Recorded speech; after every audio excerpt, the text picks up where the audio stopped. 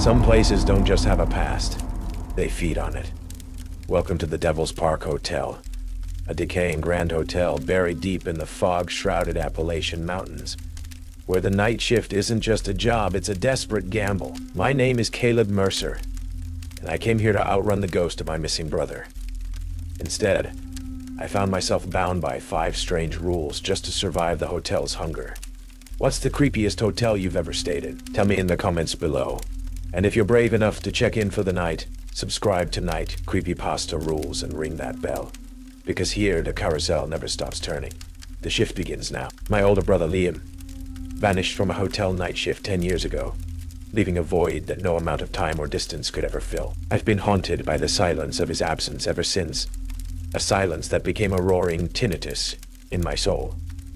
So I ran. I ran from my criminal justice studies, from the pitying looks of family friends, from the ghost of my brother that sat at our dinner table. I ran until I found myself here, taking a night clerk job at the Devil's Park Hotel, a grand, decaying behemoth buried deep in the fog-shrouded, ancient folds of the Appalachian Mountains. I thought if I ran far enough into the quiet, I could finally outrun his ghost. But the stern, hawk-faced head housekeeper, a woman named Marta Levesque, just handed me a laminated card with a list of 5 rules for my shift. Her voice as brittle and dry as autumn leaves. Always face the lobby painting of the Devil's Park Carousel when you walk by. Always greet the old man with a cane in the main hallway. He is not on the guest list, but he decides who leaves. If you find a key with no room number, place it under your pillow and do not use it. Never help a guest find their room if they don't know their own name. When the fire alarm sounds with no smoke, escort all guests to the garden and don't look back at the building until the alarm stops. The air in this place is thick, a heavy blanket woven from the scents of pine polish, damp stone, and something else, something cloying and sweet underneath, like ozone and old decay seeping up from the very foundations. The guy I replaced, Marta said he just walked off the job last week. No notice. But earlier, during my brief tour, I found one of his worn-out work shoes near the base of that massive carousel painting in the lobby. The lace is neatly untied, as if something had pulled him right out of it, leaving the shoe behind like a shed skin. My name is Caleb Mercer, and this is my first night. The hotel is a relic from another time, a Gilded Age masterpiece slowly surrendering to the relentless, creeping green of the mountains. Inside, it's a world of dark, polished wood, faded velvet upholstery, and ceilings so high the shadows seem to pool and congeal up there. The silence is the most unnerving part. It's not an absence of noise, it's a presence. It drinks sound. It drinks sound. My own footsteps on the marble floor seemed to be swallowed the moment they were made. Marta Levesque's tour was brief and functional. She pointed out the amenities with a grim lack of enthusiasm. The grand ballroom, the empty dining hall, the ancient gilded cage of the elevator. Her commentary was sparse, but her warnings were absolute. When she gave me the laminated card of rules, I'd almost smiled. It had the feeling of a well-worn hazing ritual for the new guy. "These are not suggestions, Mr. Mercer," she'd said, her sharp eyes fixing on mine, leaving no room for doubt. "They are hotel policy. They are for your safety. You follow them, you do your work, you see the sunrise. You don't, and..." Well, the last clerk was careless. The centerpiece of the grand, echoing lobby was the painting. It was huge, at least 12 feet across, in a heavy, ornate golden frame. It depicted a carousel at night, its lights blazing, horses frozen mid-gallop, their painted eyes glinting with a strange, manic glee. The style was old, hyper-realistic, each detail rendered with an obsessive precision. But there was something deeply unsettling about it. The painted patrons on the ride were indistinct, their faces blurred like long exposure photographs of ghosts. Rule #1. Always face the painting when you walk by. It felt absurd, but as I passed it on my way to the front desk, I made a point of turning my body towards it. For a moment, I could have sworn I smelled popcorn and heard the faint, tinny echo of calliope music. I dismissed it as my imagination, overstimulated by the creepy old hotel. A few hours into my shift, the silence was broken by the soft rhythmic thump, thump, thump of a cane on the marble floor. An old man, impeccably dressed in an old-fashioned tweed suit, was making his way slowly down the main hallway. He was thin, his face a roadmap of wrinkles, his eyes sharp and intelligent. This had to be Clarence. Rule #2. Always greet him. He decides who leaves. As he drew level with the desk, I cleared my throat. "Good evening, sir," I said, my voice sounding too loud in the stillness. He stopped, turning his head to fix me with that piercing gaze. He didn't smile, but a flicker of something, acknowledgement, perhaps appraisal, passed through his eyes. He gave me a slow, deliberate nod, then continued on his way, the sound of his cane fading as he disappeared towards the west wing. The interaction left me with a strange chill, the feeling that I had just passed some unspoken critical test. The rest of the night was a slow crawl of hours, punctuated by the groans of the old building settling. I familiarized myself with the ancient, switchboard-style phone system and the massive, leather-bound guest registry. I met Jimmy Croft, the Nightshift elevator operator. He was a friendly, folksy man with a gentle smile and a tendency to hum old, forgotten tunes. He seemed like a harmless relic, a man out of time, perfectly at home in this place that time had forgotten. As the first pale fingers of dawn began to probe the misty windows of the lobby, my shift was finally ending. I gathered my things, exhausted. On my way out, I passed the Carousel, painting one last time, dutifully turning to face it as the rule dictated. The calliope music was not my imagination this time, but it was faint, a mere whisper of a melody, but it was there, and my blood ran cold. The lead horse, a magnificent white stallion with a wild, flaring mane, was the one I'd focused on earlier. Its head had been turned towards the left. Now its head, its crazed, painted eyes, was turned directly towards the right, as if it had moved during the night to watch the dawn. The next few nights, I tried to impose a sense of normalcy on the profound strangeness of the Devil's Park Hotel. I developed a routine, a ritual of my own to overlay the hotels. I'd arrive, clock in, and make a point of giving a respectful nod to the Carousel painting. I'd listen for the rhythmic thump of Clarence's cane and offer my nightly greeting, always receiving the same slow, appraising nod in return. I was following the rules. I was surviving. But the quiet dread, the feeling of being constantly watched by the hotel itself, never faded. It was a low-grade fever of the soul. I tried to learn more from the only other person who shared the night with me, Kyle, the bellboy. He was a young man, probably just out of high school, with perpetually nervous eyes and a tremor in his hands that he couldn't seem to control. He mostly stayed in the small staff room off the lobby, polishing luggage carts that rarely saw use. One night, on a shared coffee break that felt more like a clandestine meeting, I pressed him about the rules. "It's just a prank for the new guy, right?" I asked, trying to sound casual.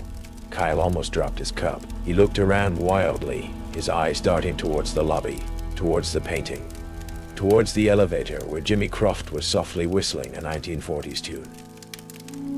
"It's not a prank," he whispered, his voice shaking. "Don't ever think that. You follow the rules. Or you don't clock out." He saw the skepticism on my face and leaned closer, the tremor in his hands becoming more pronounced. "Rule 3, he breathed, the words tumbling out in a panicked rush. "The key with no number. About 4 months ago, I found one. Heavy brass key, real ornate. I was broke. I figured it had to go to some secret suite, you know.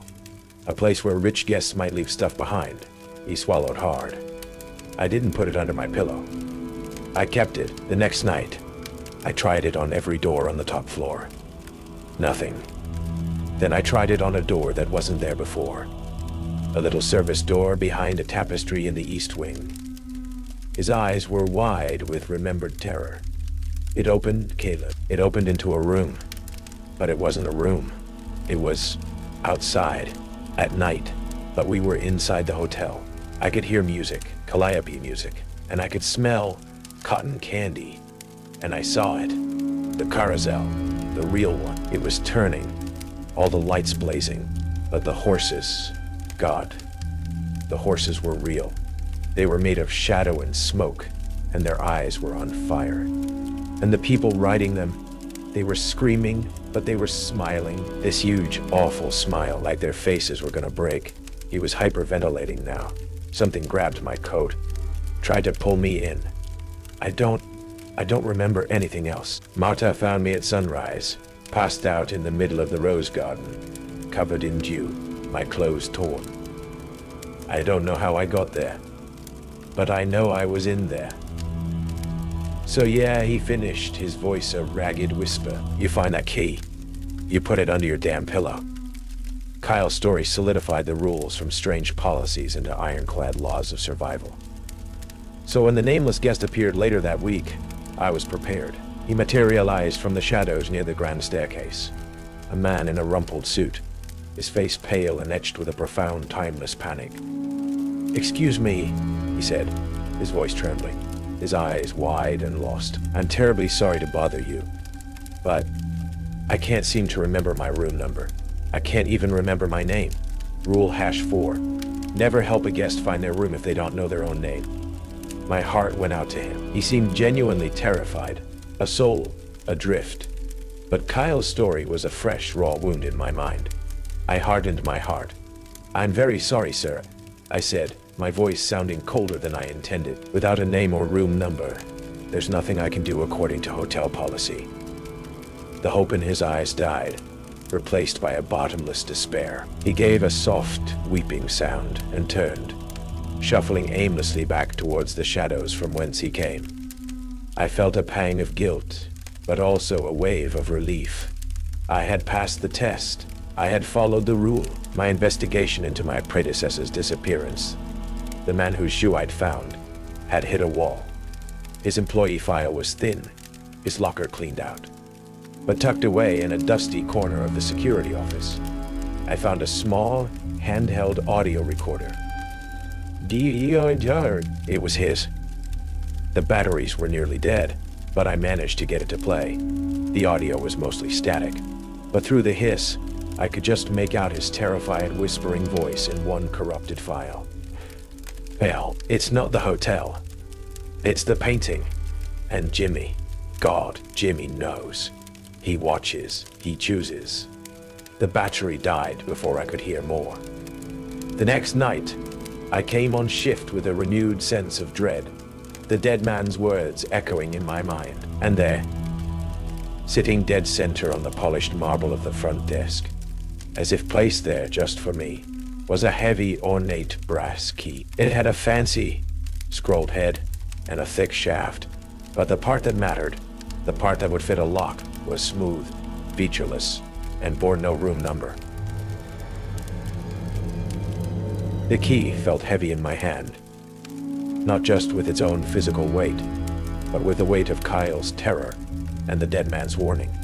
The metal was cold, an ancient deep cold that seemed to suck the warmth from my fingers. I thought about throwing it away, about pretending I'd never seen it, but the rules, as insane as they were, felt like the only thing keeping me anchored to reality in this place. Disobeying them felt like stepping off a cliff in the dark. That night, with a sense of profound dread, I followed Rule #3. I took the key back to my small Spartan room in the staff quarters, a place I had hoped would be a sanctuary from the hotel's influence, and placed it under my pillow. Sleep did not come easy. When it finally did, it was a dark, suffocating blanket, and it brought the dream. I was standing in a thick, cold fog. The only light came from a single distant source, a carousel. Its lights were a smear of garish color in the mist, and the tinny off-key calliope music was the only sound. I was walking towards it, compelled by a force I couldn't fight. As I got closer, I saw the horses, their painted eyes glinting, their fixed smiles seeming to widen. And on one of them, a shadowy figure turned towards me. I couldn't see his face, but I knew who it was. "Caleb," my brother Liam's voice whispered, carried on the phantom music. "I've been waiting. There's a horse for you. I woke up with a gasp, my heart pounding, the sheets soaked in a cold sweat. The key under my pillow felt ice cold against my cheek. The dream, so vivid, so cruel, shattered something in me. My carefully constructed walls of detachment and logical skepticism began to crumble. The grief for my brother, which I had tried to bury for a decade, was now a raw, open wound. It was in this fragile, sleep-deprived state that the nameless guest appeared again the following night. He looked worse than before, more translucent, his form seeming to waver at the edges. The despair in his eyes was a black hole. Please, he wept, his voice a faint, ghostly whisper. I'm so lost. I just want to find my room. I just want to rest. And I looked at this poor, tormented soul, trapped in his own eternal looping nightmare. And I saw my brother. I saw myself. And I couldn't do it. I couldn't turn him away again. To hell with the rules. To hell with the hotel. This was a man who needed help. My carefully followed regimen of survival collapsed under the weight of a single simple act of human decency. Okay, I said, my voice quiet but firm. Okay, I'll help you. I'll help you. A look of profound, shocking gratitude washed over the man's face. It was the first human emotion I'd seen in him besides terror. Thank you, he breathed. God, thank you. The moment I made the choice, the very atmosphere of the hotel shifted. It was subtle at first, a change in the quality of the silence, a deepening of the shadows. It felt as if the entire building had been holding its breath, and had now, with my transgression, let out a long, slow, satisfied sigh. I grabbed the master keyring from the office, my hands trembling slightly, not from fear, but from the gravity of what I was doing. I was stepping off the cliff. We'll start on the top floor and work our way down, I told the grateful ghost beside me. We walked towards the grand, gilded elevator. As we approached, the door slid open with a soft hydraulic hiss, revealing Jimmy Croft inside, a wide, folksy smile on his face. The smile didn't reach his eyes. His eyes were fixed on me, and they held a new, chilling glint of predatory interest. Well now, seems you two are lost, Jimmy said, his voice a friendly, rumbling baritone. Hop on in. Let old Jimmy give you a lift. I know this place like the back of my hand. We stepped inside the gilded cage. The nameless guest was trembling with relief. I was trembling with a sudden, all-encompassing dread. The doors closed, and Jimmy turned a heavy brass handle. The elevator began to rise. I watched the floor indicator, a beautiful, old-fashioned brass arrow, move past 2, 3, 4, 5, 6. The hotel only had 6 floors. The arrow kept climbing, past a painted 7 and 8, until it stopped with a soft ding at a number that shouldn't have been there. It stopped on a floor marked simply with a tarnished brass 13. Here you are, folks, Jimmy Croft said, his smile widening into a terrifying, knowing grin. Top floor. The elevator doors opened not onto the familiar faded elegance of the hotel, but onto a scene of active, nightmarish decay. The 13th floor was a cancer. The ornate wallpaper was peeling away in long, leprous strips to reveal charred, blackened wood underneath, still smelling faintly of a long-extinguished fire. The plush carpet was a threadbare runner over warped, water-damaged floorboards. The air was thick with the scent of wet ash and rot, and it was cold. A deep, penetrating cold that had nothing to do with the weather. I don't think this is my floor, the nameless guest stammered, his brief moment of hope dissolving back into terror. Nonsense, Jimmy Croft said cheerfully, his voice echoing unnaturally in the dead space. Every floor is the right floor eventually. He gestured out into the decaying hallway. The nameless guest took a hesitant step out of the elevator, and as he did, he simply faded, dissolving like smoke into the gloom of the corridor, his final, soft whimper swallowed by the oppressive silence. He was gone. I stood frozen, staring at the space where he had been. Where did he go? I asked, my voice a hoarse whisper. He found his room, Jimmy said, turning to look at me. His folksy demeanor gone, replaced by a calm, chilling authority. He's home. He looked at me, his eyes seeming to pierce right through me. Thanks to you. The Carousel is very grateful when someone helps with the strays. The name hit me like a physical blow. The Carousoul. The casual way he said it. The possessive glint in his eye. The dead man's final, garbled words on the recorder clicked into place. Jimmy knows.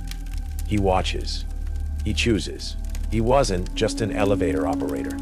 He was a gatekeeper, a collaborator. I backed away slowly, my hand reaching for the heavy maglite on my belt. Who are you? Jimmy just smiled, that terrible smile again. I'm just the operator, son. Always have been. He tipped his hat, and with a soft ding, the elevator doors slid shut, leaving me alone on the 13th floor. Panic gave way to a cold, analytical fury. I was trapped, but I was no longer just a victim. I was an investigator again, and this entire hotel was my crime scene.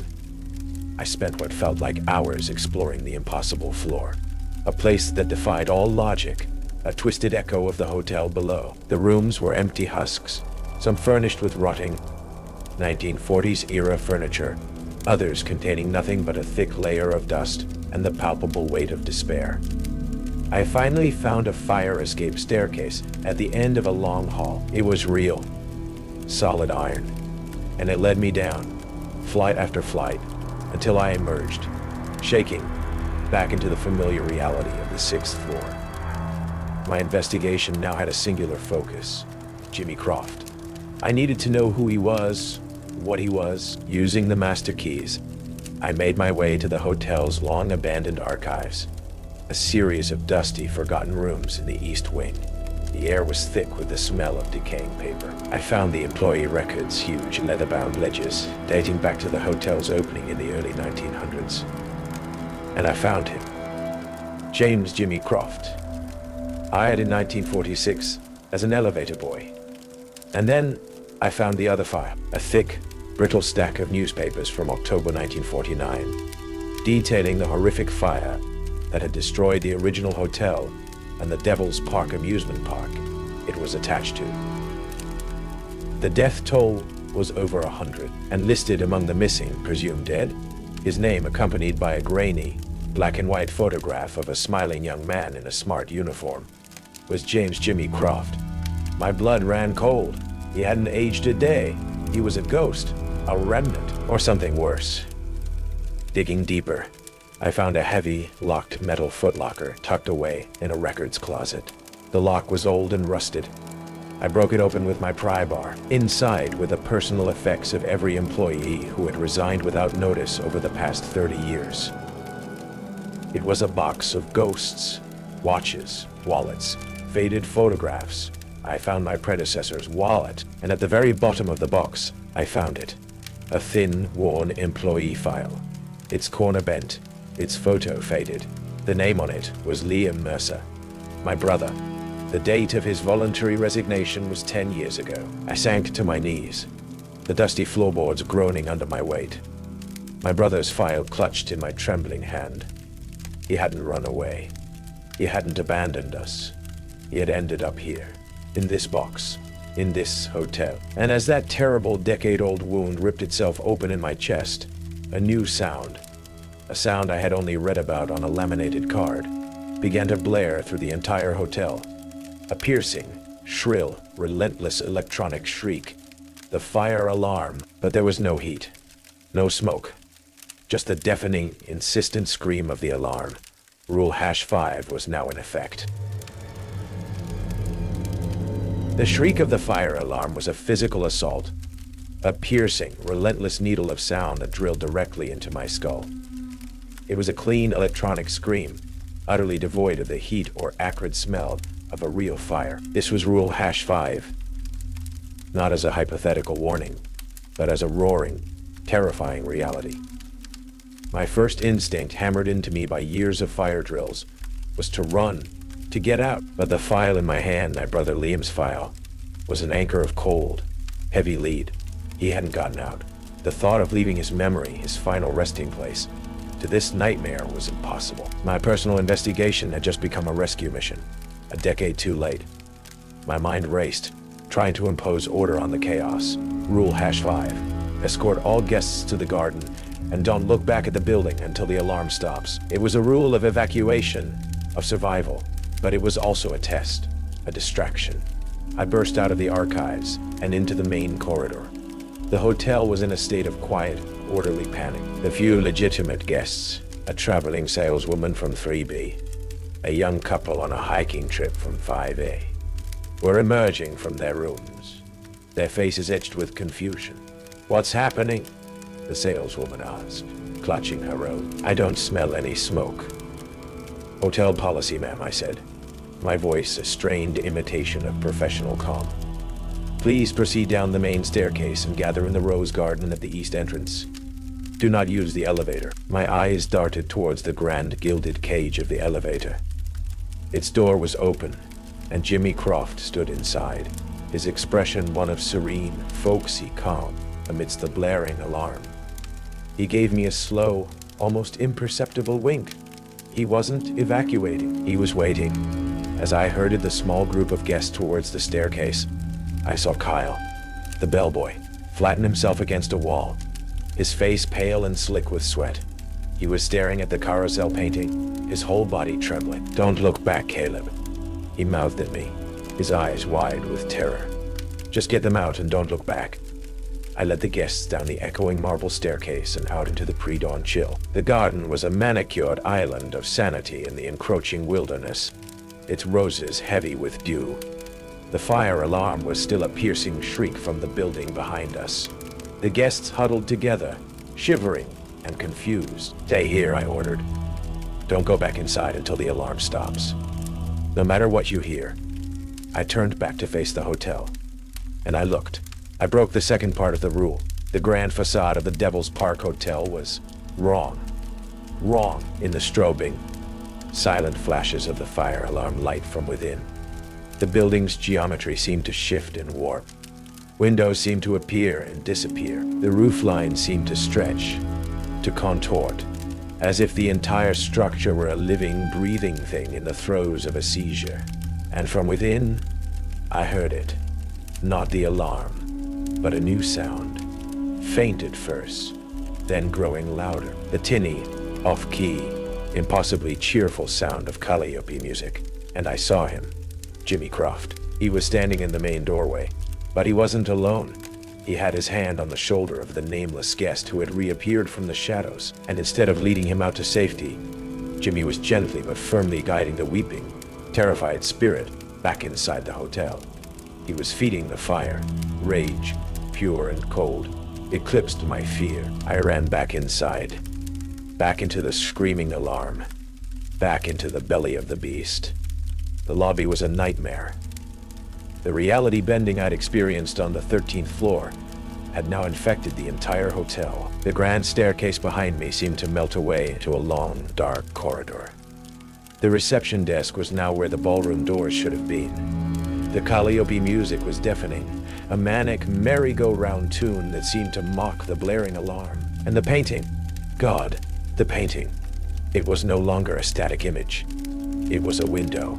The painted lights of the Carousel were now real, blazing, strobing lights that cast shifting, colored shadows across the lobby. The painted horses were moving, rising and falling in their eternal silent gallop, and the blurred, indistinct figures of the riders were clearer now. I saw the face of my predecessor, the man whose shoe I'd found, his mouth open in a permanent, smiling scream. I saw the nameless guest, now sitting astride a black horse, his face scrubbed clean of despair, replaced by the same ecstatic, mindless grin.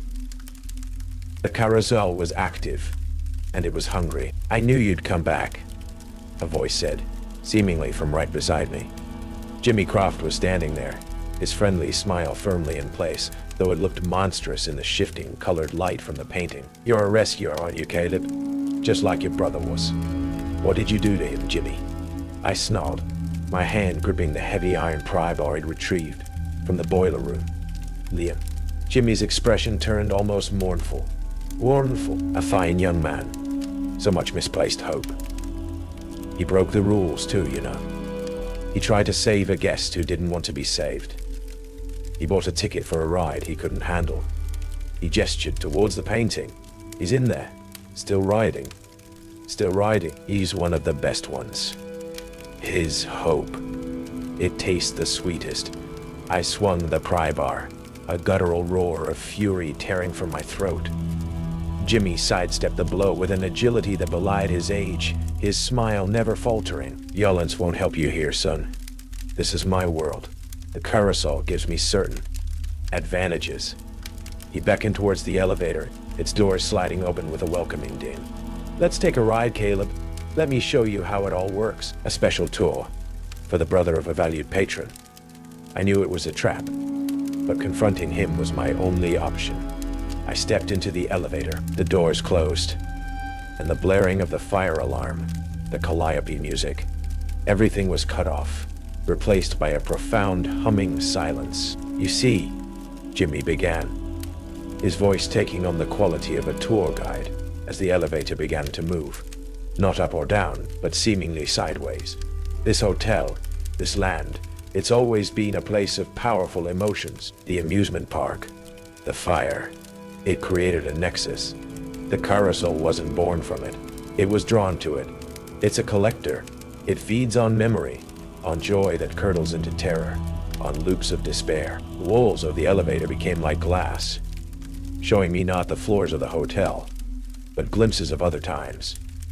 I saw the original Devil's Park amusement park in its heyday, blazing with lights and laughter. I saw the night of the fire, saw the flames, heard the phantom screams.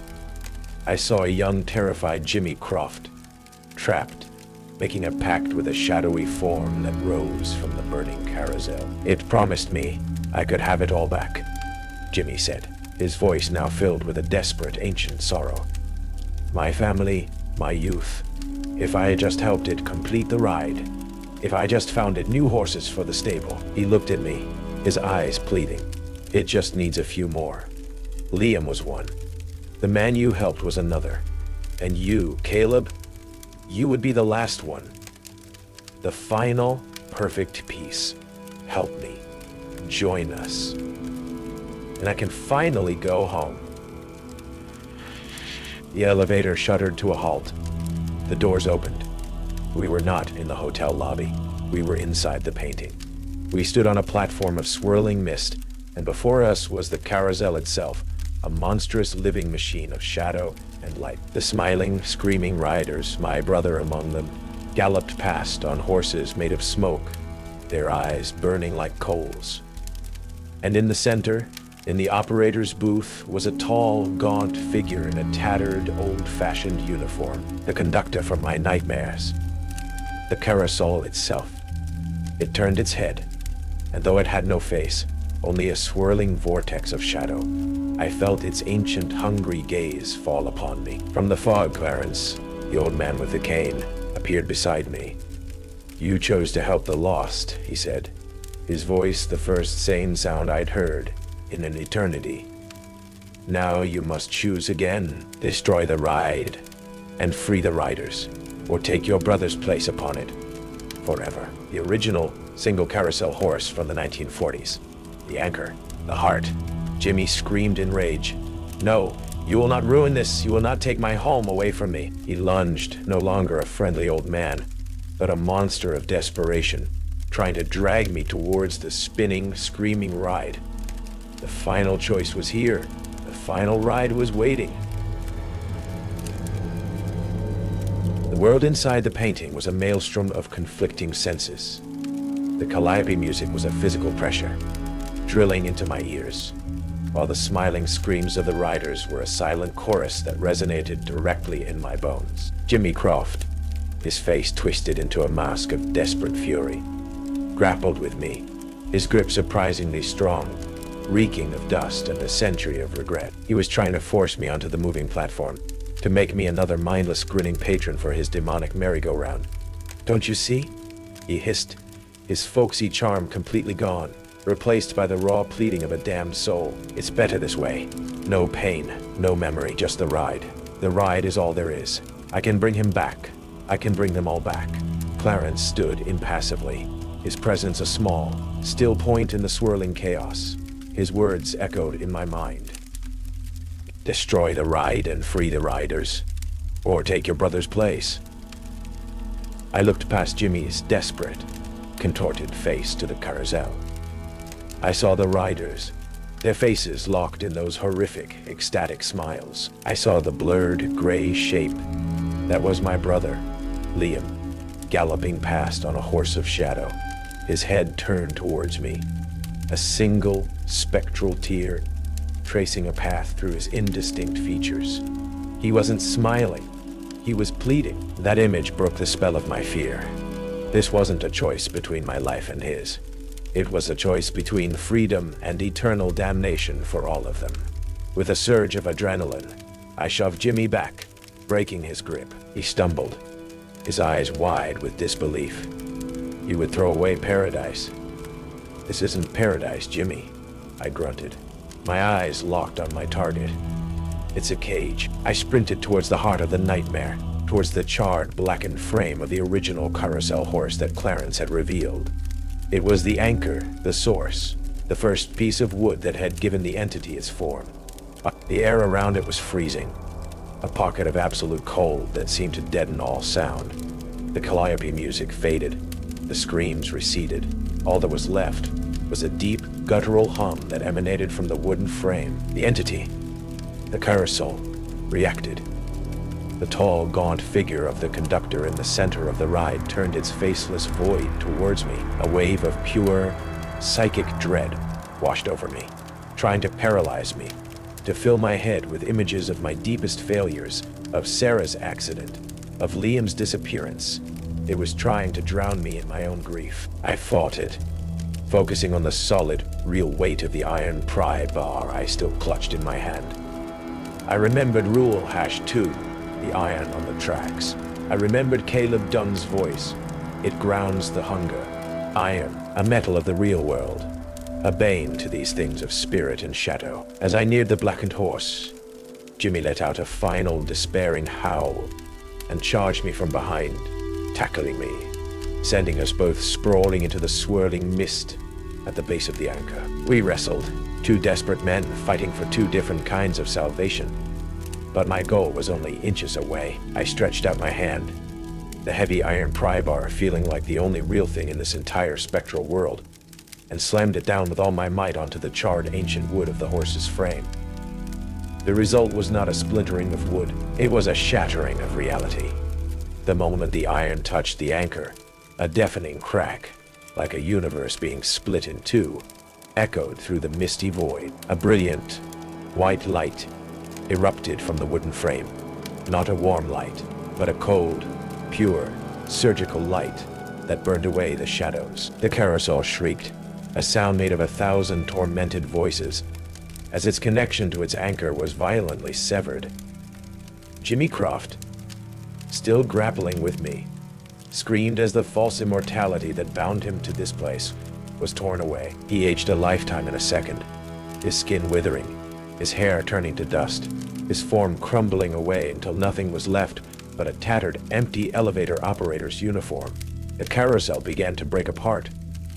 The painted horses of shadow and light dissolved, their smiling riders sighing in unison, a sound of profound, weary relief.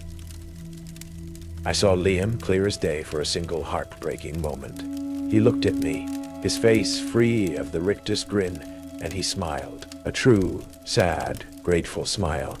He nodded once, a gesture of thanks, of release, before he and all the other spirits dissolved into motes of gentle, fading light. The world of the painting was collapsing. The ground beneath me crumbled. The ground beneath me crumbled. I was falling, surrounded by the wreckage of a century of stolen souls, into a swirling, silent, white void. I woke up coughing, my lungs full of dust and the scent of ancient burnt wood. I was on the cold marble floor of the hotel lobby. The fire alarm was silent. The calliope music was gone. The only sound was the gentle whisper of the wind outside and my own ragged breathing. I pushed myself up. My body ached, a deep, bone-weary exhaustion that felt like I had lived 1,000 lifetimes in one night. I looked at the wall where the massive painting of the Carousel had hung. It was gone. The wall was bare, save for a large rectangular patch of darker, cleaner wallpaper where the frame had been. On the floor beneath it was a fine layer of gray dust, like old ash. The painting, its curse, its collection of souls, had been utterly and completely erased. The hotel itself seemed quiet. The oppressive, watchful silence was gone, replaced by the simple, empty silence of a long-abandoned building. The air smelled only of dust and damp, the faint, cloying scent of ozone and decay having vanished with the painting. The hotel was just a hotel again, a derelict, empty shell. I found Kyle, the bellboy, huddled in the staff room, shaking but unharmed. The guests I had evacuated were still in the garden, confused and cold, but safe. To them, it had just been a long, strange, faulty fire alarm. I didn't try to explain. What could I say?